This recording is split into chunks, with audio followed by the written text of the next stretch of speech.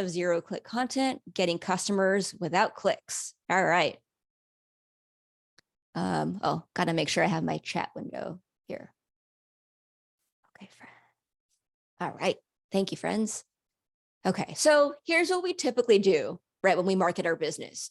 We set up our accounts on the usual distribution platforms, build our website, spin up our social media accounts, choose our email service provider, run our Google and Meta ads, all that stuff. There's more, but that's more or less what we have been doing, right? And we also know that with all of these actions put together, we've typically seen a rising tide that lifts all of our boats or all of our marketing efforts, so to speak. But we're seeing the end of this rising tide. The platforms that we've depended on are sending less traffic, at least unless you're paying the platforms to send that traffic your way. And how do we know this? We know this because, first, of zero-click searches. This was our first clue. Back in 2019 and 2021, my colleague, Rand Fishkin, he ran a clickstream data study showing how many zero-click searches there are in Google. And he found about 2/3 of Google searches ended without a click. SEMrush, they ran a similar study about a year later. Their number was just more than half. And, by SparkToro's estimates, about 2/3 of searches ended without a click. Let's see. Okay. And that's not always a bad thing, right? Like, as users, sometimes you just want to know the answer right then and there. Like when you want to know, like, how old is the ageless wonder that is Paul Rudd? You want that answer in the SERP, right? You don't want to have to go to his IMDb page and like read his bio and calculate his birth year, right? And side note, we might have to track something new because there's also this, right?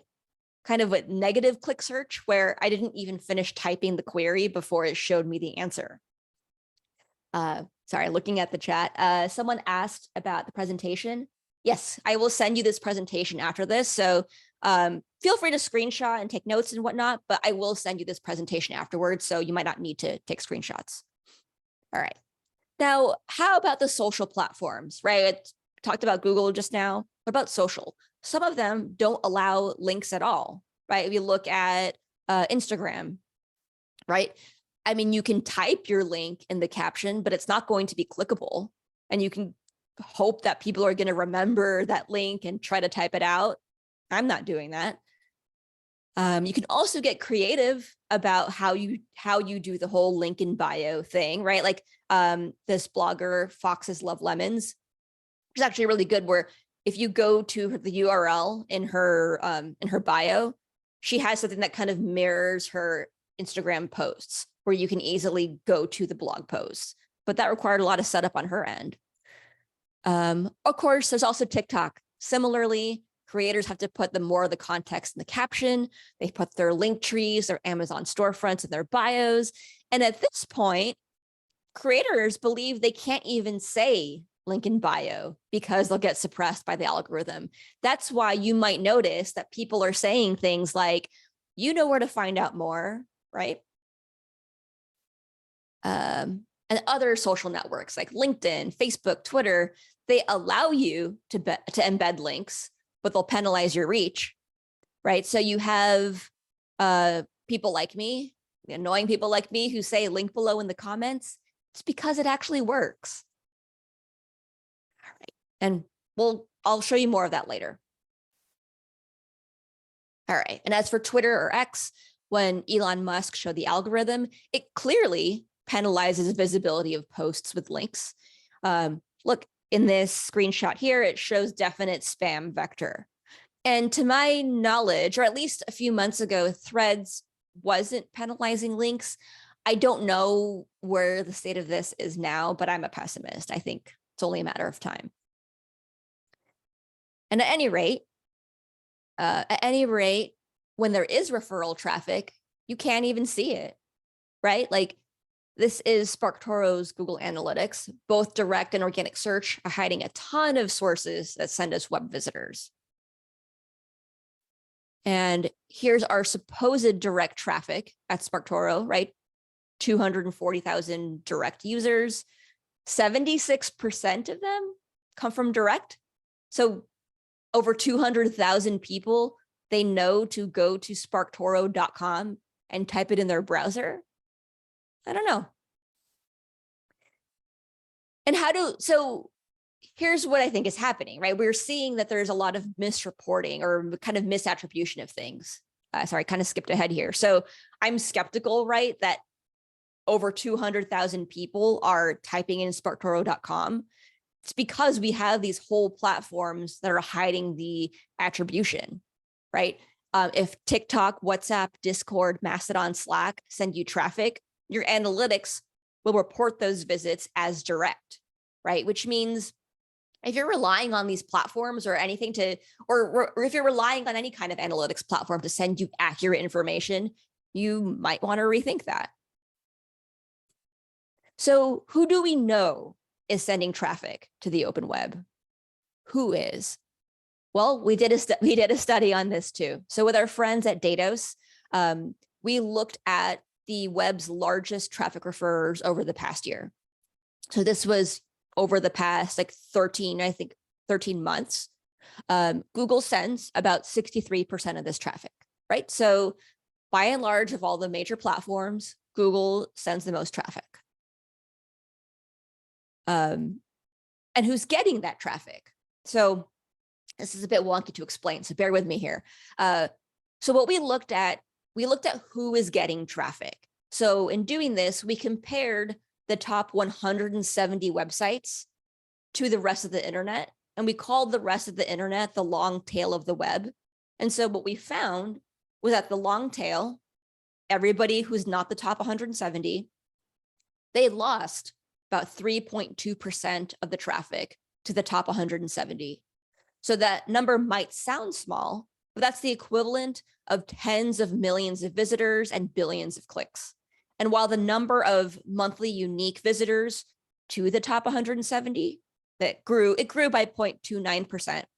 Referral traffic from them only grew at 0.1%. All of this to say that the most powerful, the most popular sites on the web are sending out a shrinking share of traffic that they receive. So over the next many years, that kind of leaves nothing for the rest of us. So we also looked into another question, right? How are people spending their time online? Like, okay, Google is sending about almost 2/3 of the traffic out, but what does that mean for us? What does that mean for marketers? Are people hanging out on google.com? So what we did here was we dug into which domains received visits versus the ones that sent referrals, and then we put them into categories. So if you look at search here, you can see by and large search, right, which is inclusive of Google, Bing, DuckDuckGo, about 70%, right, are sending referrals, but they only receive about 10% of the visits, which means that after we're categorizing this, the share of visits, search comes in 5th place, right? The most visited here is social. So we can look at this data in this pie chart. So we can see more and more people are hanging out on social media, right? They're not hanging out on Google. They're hanging out on like Facebook, Reddit, LinkedIn, TikTok, Threads. And the other thing here is something different about our data is that usually YouTube is considered social network, but we chose to classify YouTube as the other video and audio sites, like comparing it with Spotify, Netflix, Vimeo. So that would be here. So after social media, people are spending most of their time in productivity sites, Microsoft Office, GitHub, Canva, right? OpenAI, that's included here. After that, then it's news, e-commerce, and then search. So here's where we're at. The platforms are hoarding traffic. They don't want us to link out. Referral traffic is shrinking in general, especially for those of us who don't have a top 170 website. Then there's the confirmed mystery of dark social or attribution. What does all of this mean for marketers? What are we supposed to do about this?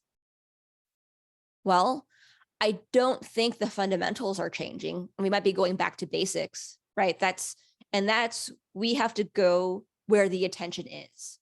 The platforms where audiences are spending time and the sources of influence they're already paying attention to.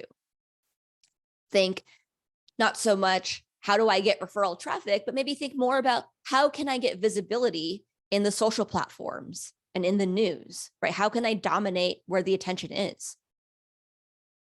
You could do this. You could find the popular subreddits, YouTube accounts, LinkedIn accounts, podcasts, Twitter X accounts, join the communities, participate in these discussions. You can post your own content, pitch yourself as a guest. You can sponsor some of this content, right? You can become a co-marketer. Oops. Okay, there it is. We had to figure out how to capture this attention, build our audiences, and ultimately grow our email lists. Because of all the platforms, email is a channel that never really dies. Like over the past 3 years, we've actually been seeing some nice growth in open rates. And this data comes from a number of sources: Socket Labs, Epsilon, GetResponse, and MailChimp. Right now, what is this? Average like open rates close around 30%. Now, how do we do this, right? So how do we get attention? How do we get people onto our email list? How do we build an audience? Well, we can pick a kind of discovery platform. This could be social media. Maybe it's even YouTube. Arguably, this could even be Substack, because I'm referring to any kind of discovery platform that has critical mass where you can get discovered, right?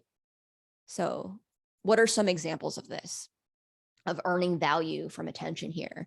Amanda Getz is really good at this, right? She is a creator, marketer. She grew her email list from 0 to 30,000 people through organic social media, ConvertKit's creator network, and SparkLoop, an email growth platform. Doesn't even have to be just individuals.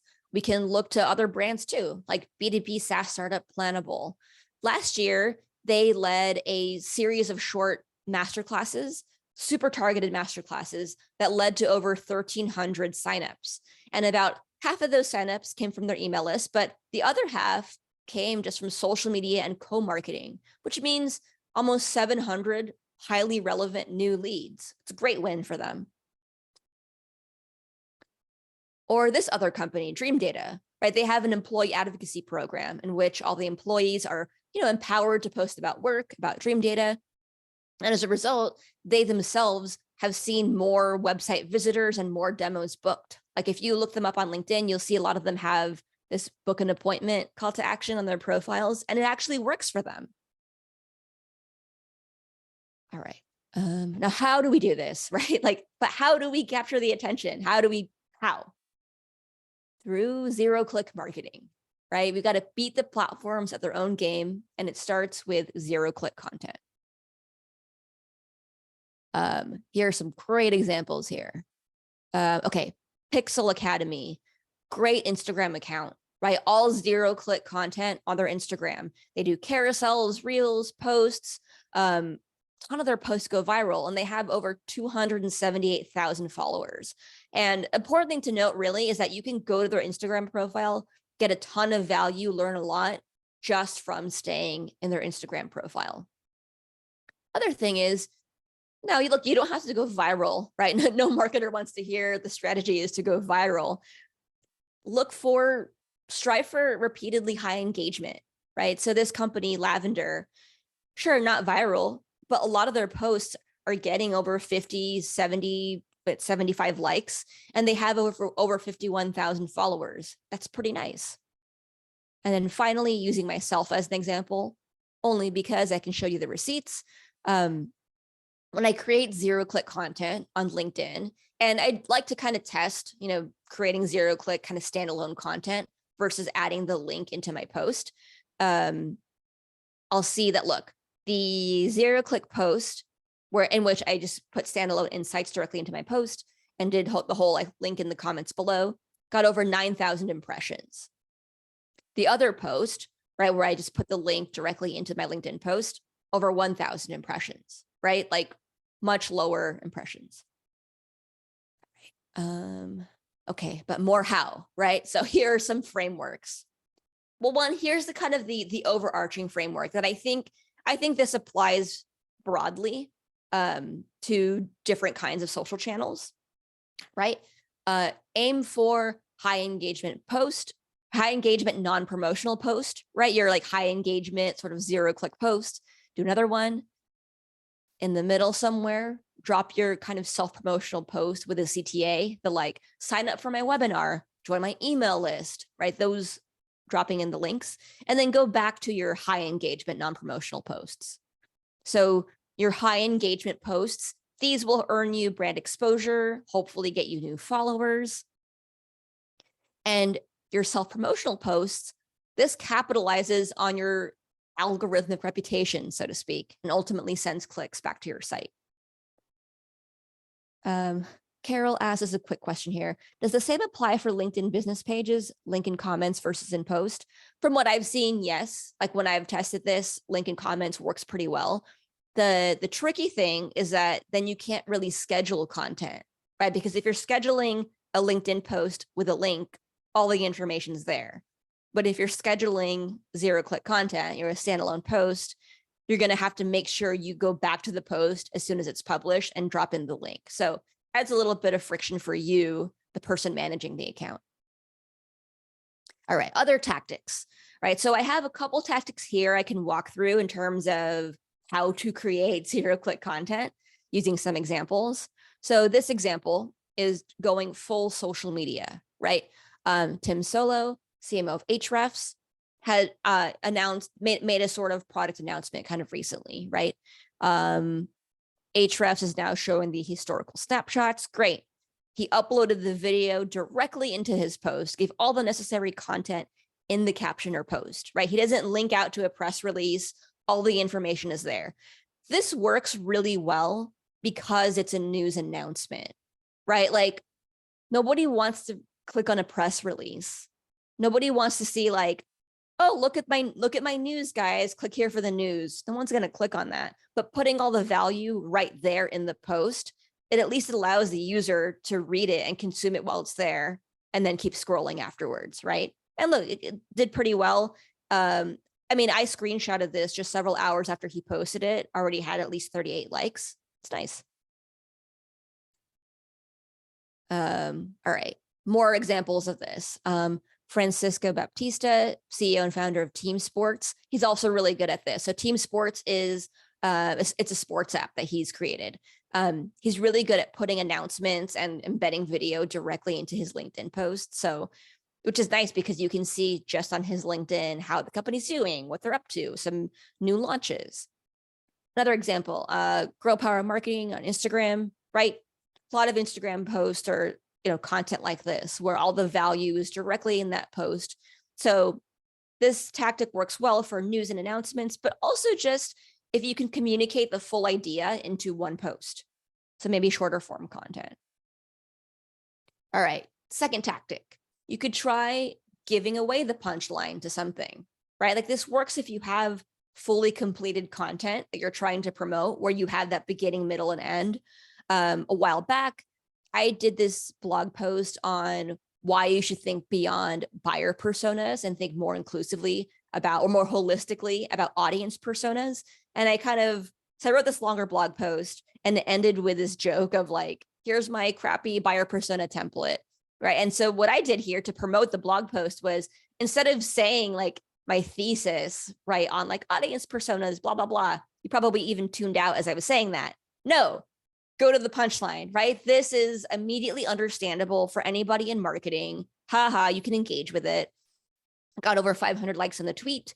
And I did the same thing for the email campaign, an email campaign for a webinar that we hosted on a similar topic. It was our most clicked on email promotion that year.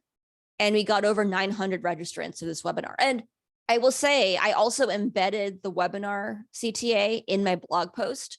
And it was the first time that I think we had cracked close to 1,000 registrants. And I think a lot of that came through just that blog post. All right, other examples of giving away the punchline.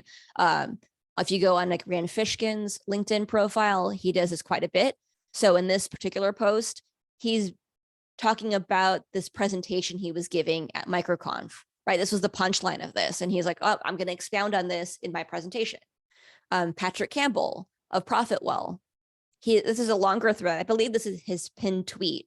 Went straight to the punchline, the champagne problem cycle. This is what this is, right? And then broke it down. So a lot of ways, different ways to do this. Another tactic, Caitlin is really good at this, giving everything but the punchline. So essentially summarizing almost everything that you're going to say, giving away everything, especially the outcome, but leaving out a key detail that shows someone how to do it, right? And then this is a really good way to get people to sign up for your newsletter or your email list. So Caitlin talked about Coca-Cola's bottle design has barely changed. This is not an oversight. They use redacted so effectively. They're the top selling soda brand. Oops, sorry. Want to know what they're doing right? Grab your Coke, get ready for today's issue of Why We Buy, right? Like if you're in the target audience, right? If you're a marketer or advertiser, you see this and it's compelling, right? It's just giving away everything except specifically what the thing is that's redacted. So what you can do is add the link to the comments, right? Or link in bio, and then reap your algorithmic reward. All right, last tactic here is you can summarize the heart of your idea.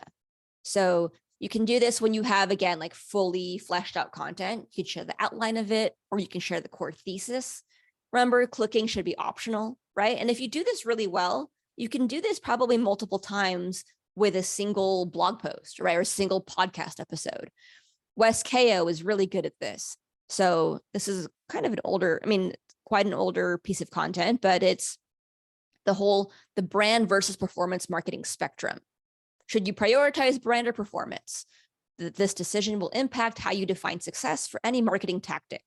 I call this the law of brand versus performance marketing. And so when you look at this graphic, on one end of the spectrum, you have performance marketing. On the other end, brand marketing. If you're a marketer, you get this right away, right? Like you understand the point, you generally get the gist, right? But you probably, hopefully want more, because she's essentially summarizing her blog post into that graphic format, right? There's standalone value in the graphic, much more value in the blog post itself. All right, friends, this is the age of zero-click metrics. Engagement, followers, views, impressions, and the downstream impact on branded search traffic, direct visits, even though we know they're not direct. Increased conversion rate, email signups. Zero-click metrics are the metrics that bring us back to this slide, how supposedly 76% of our traffic is direct. Remember, we know this isn't true. But we do know that all the work we've been doing has led us to this point, right? Where we're seeing the Slack shout outs, the email forwards, all those kinds of things. So zero-click investments lead to increased brand awareness, trust, affinity, which in turn means better ad performance, lower cost of customer acquisition. Social media marketers, PRs, SEOs, even CFOs, everyone wins when we're able to successfully implement zero-click strategies. And I think we can go back to the days of the rising tide. We just need a new playbook to get there. Thank you, friends. Drop me a note if you have questions or want to say hi. I just dropped in my work email, amanda@sparktoro.com. All my emails go to the same place. Feel free to reach out. And I believe in the landing page for this lightning session, I said I would give you a sort of content calendar. So feel free to screenshot this. I'm also going to send this to you. This is a summary of the tactics that I covered for the zero-click tactics and when to use them. So let's just go over this really quick. We do have 14 minutes left, so we'll have questions, but to summarize, your zero-click tactics are go social media only, give away the punchline, give everything but the punchline, and summarize the heart of your idea, right? When you want to go social media only, this works really well for shorter ideas, news, or announcements. when you want to give away the punchline, this works well for completed content. If you have a fully fleshed out thesis, right, where you can give the punchline. If you want to give everything but the punchline, you can use it for when you know you have a really strong or impressive outcome, like an outcome that you can brag about that gets people going like, I really, really want that. Because that'll entice them to want the thing. Finally, if the tactic you're using, if it's to summarize the heart of your idea, it works really well for when you have completed content or if you want to repurpose the same thing multiple times. Thank you all for your comments in this chat. This is all super kind. All right, and here is your 2-week content calendar. This is like such a messy slide, I'm sorry. Here's what I'm gonna do. I am going to type this out into like a nicer, like maybe like 1 or 2 pager with more context, but here's how I'm envisioning your content calendars for the next 2 weeks, right? On Monday, or start today, whenever you want to start, day 1, introduce yourself on whatever social media platform you choose. Say how you can help others, why they should trust you, and how they can help you, right? Maybe you could even say like, here's what I'm looking for in my, as I'm trying to post more on Threads. I want to connect with other people in B2B marketing or whatever that might be. Go ahead and do that. I think introduction posts do really well because it can't be wrong, right? It's not controversial. It's, here's this person introducing themselves. Do that. Next day, write a blog post, right? I'm going to encourage you to write a blog post on like, why does your product, business, service exist, right? Like philosophically, why do you exist? What is your mission? What bone do you have to pick with the broader industry, right? Like go that. I'm going to use up all the time, by the way, on this. Let's not. This is your content calendar for the next 2 weeks. Let's cover questions. I'm sure that I'd rather prioritize questions over this, and I will send all this in the follow-up because I also hope to kind of productize this calendar one day. So I am going to stop sharing my screen in a sec, and then so I can see all your lovely faces. All right. If anyone has questions, please raise your hand so I can prioritize.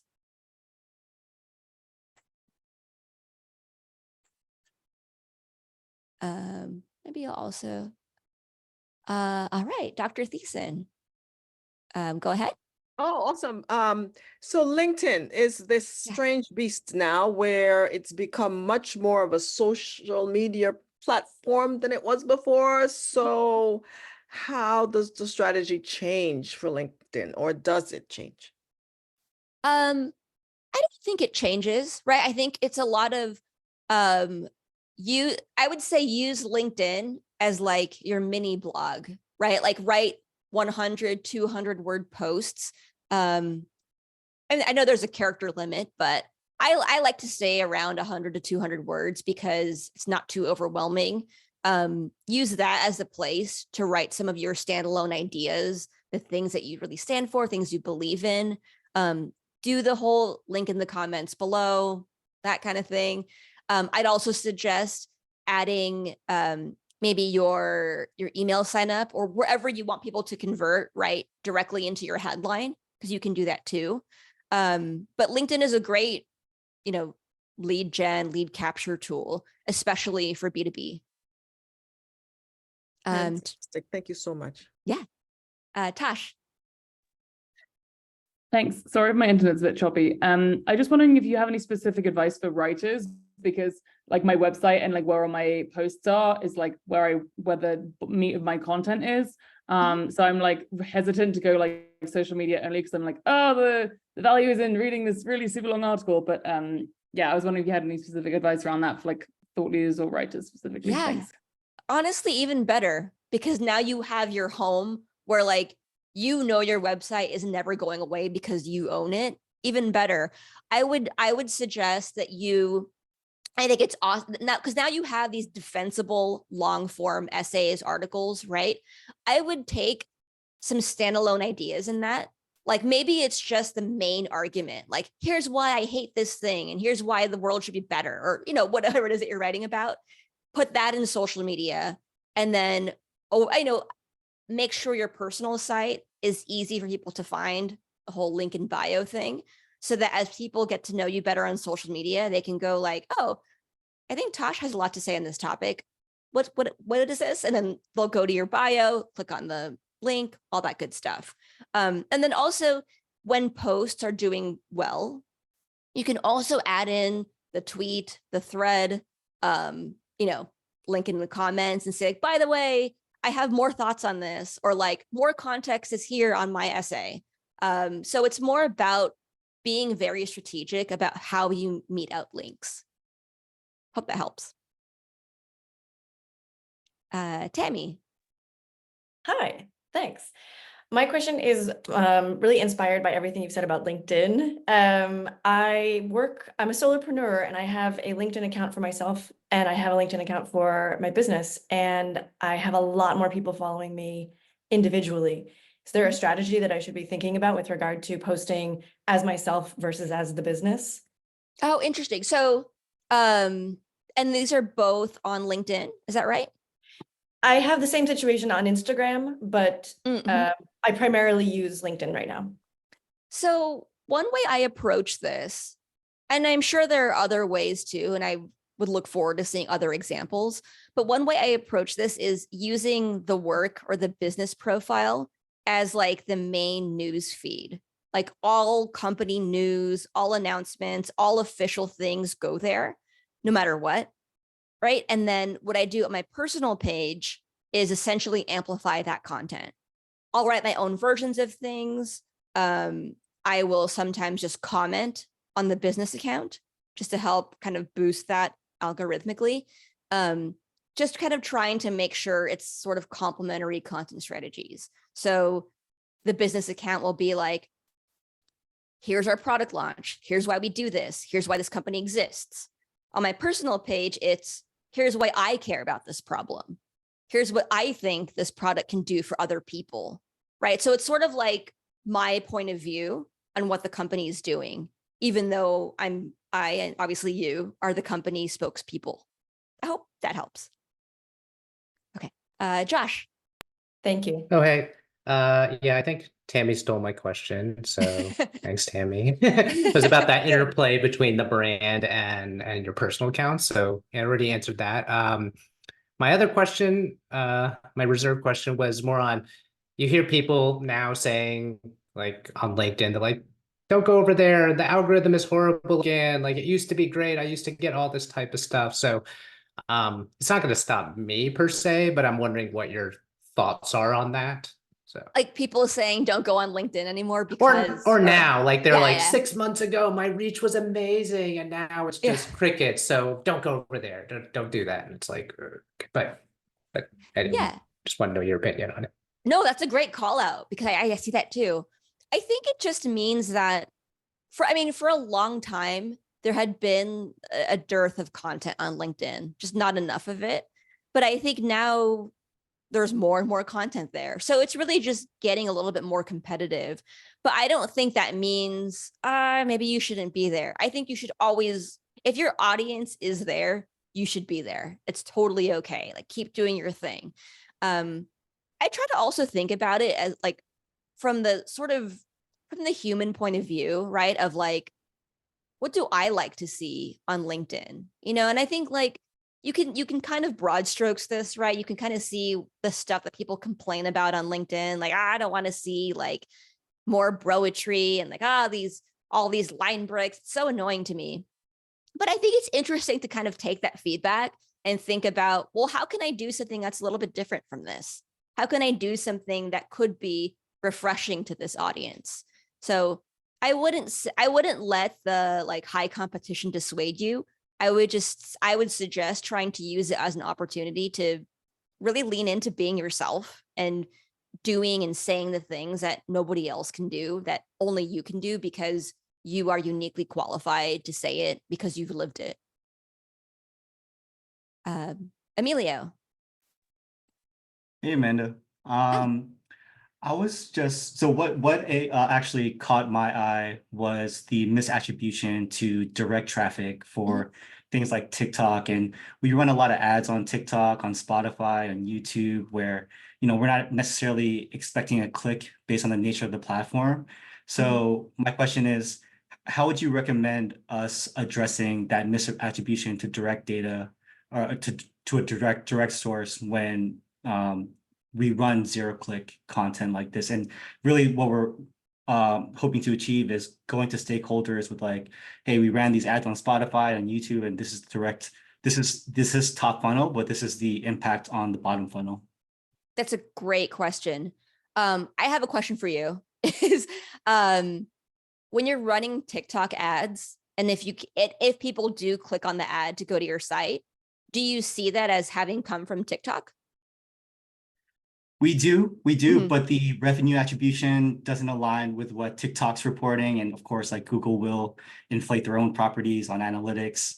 But it doesn't really line up with the traffic that we're seeing and the revenue associated with that traffic as well. Yeah, I see. I feel like this is essentially an expanded version of the existing problems where all the platforms try to take outsized credit, right? Like I've dealt with this years ago running Facebook and Google ads, where each platform was trying to take an outsized amount of credit for the revenue. So it's like, it's the same problem, just more of it. I think there are things probably holistically you can look at, like you can look at lift in branded search over time. That could be one. That would be a good thing to try to track, because then you can see the impact as a whole on the brand. Like, are we actually getting brand awareness? Are we actually driving conversions over time?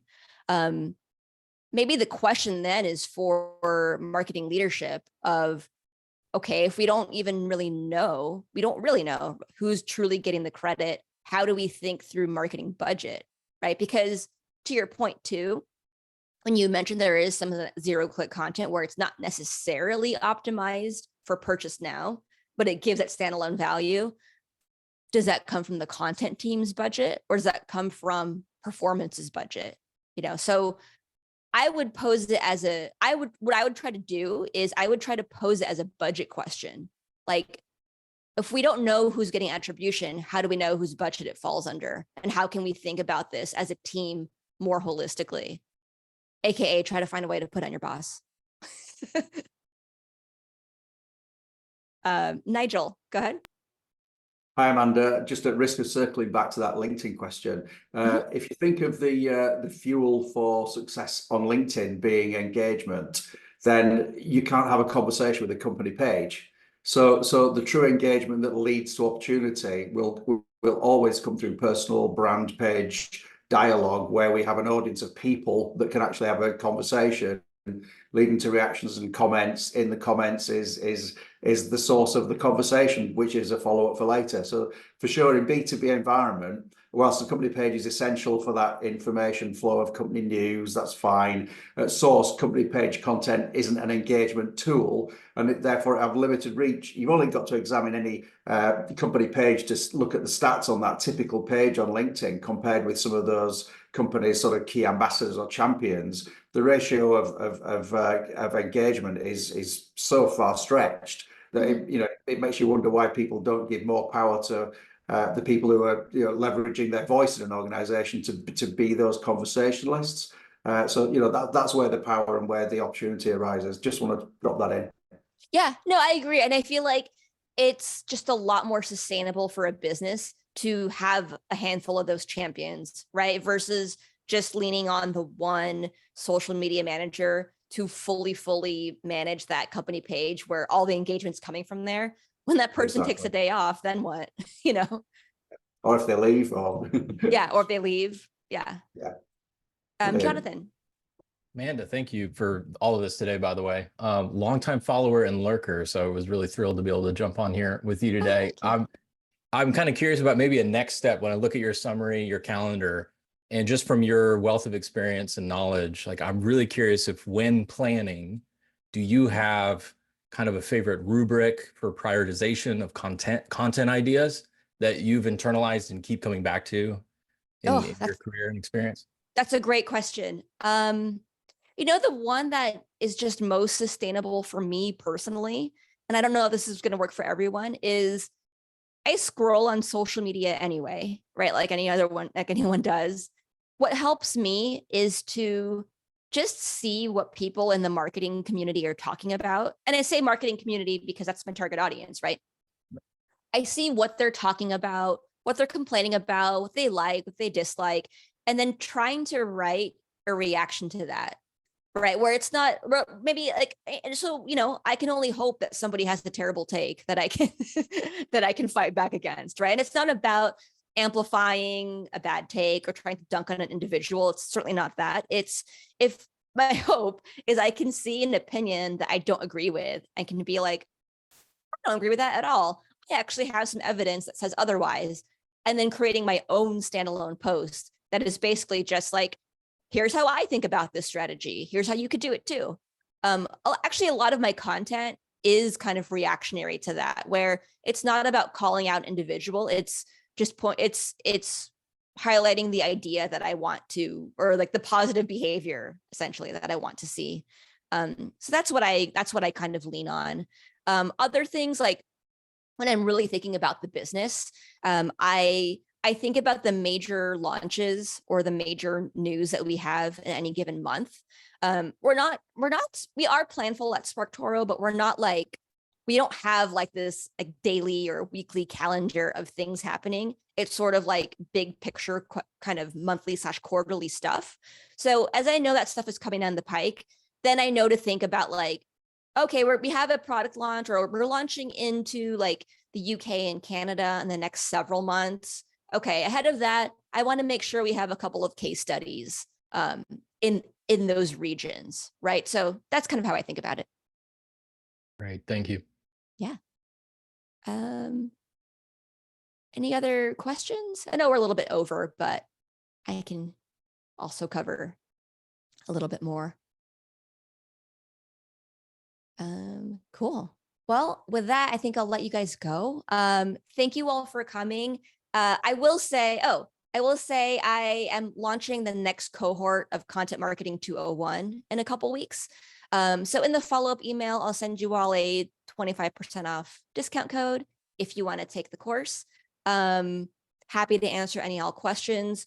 Like I said, my email was amanda@sparktoro.com. But when you get the follow-up email from this session, you can also just hit reply to that. It all goes to the same place. I will also send you that content calendar with just like better context, because it was kind of just like words on it. So you will get the presentation, you will get more context on that 2-week content calendar. And then you'll also get a promo code for Content Marketing 201. It'll be the first time I've run the cohort in about a year. So super excited and pumped for it. Hope you can join. Thank you all for being here. Thank you all for your kind comments in the chat. Really great to see you all. Have a great day. Bye.